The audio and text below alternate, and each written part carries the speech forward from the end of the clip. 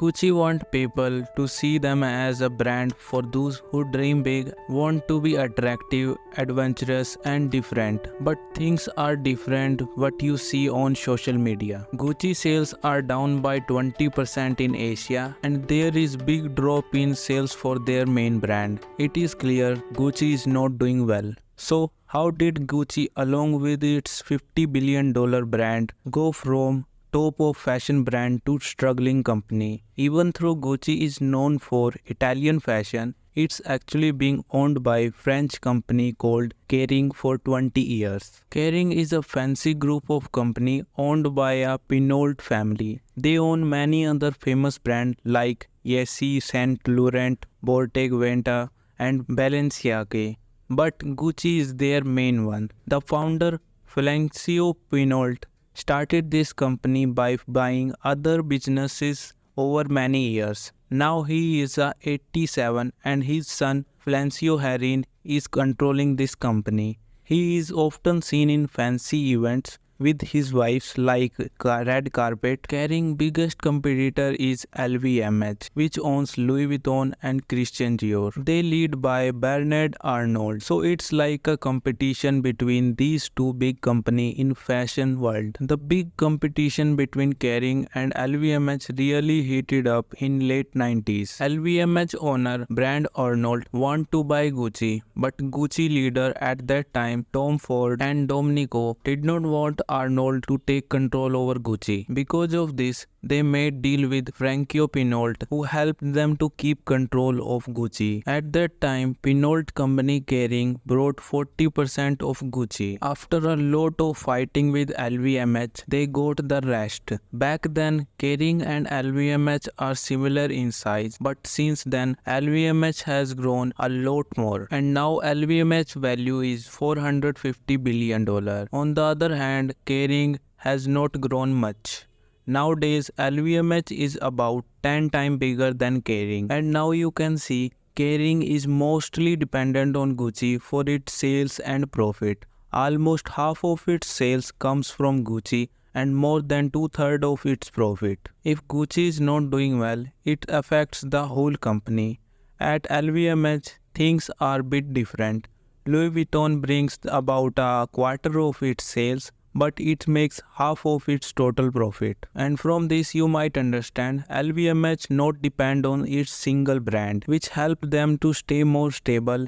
Even though Gucci and Kering relies a lot on each other, but they have a good years in recently. This success is mainly because of one person, Alexandro Michel. Since he became Gucci creative director in 2015, the brand has done really well. They have launched popular products like the Marmot's bag in 2016, the Dinos bag, the Princetown slippers, and these slippers introduced a year earlier become a huge hit, especially in young people. These slippers were stylish, bold, and trendy. During this time, Kering value grew 4 times and Gucci sales grow more than triple. Being at a top of fashion brand has its own challenge. It's tough to stay ahead while keeping your product existing and new. This balance is hard to achieve and even harder to maintain. A fashion retail company called Last Index, the most fashionable brand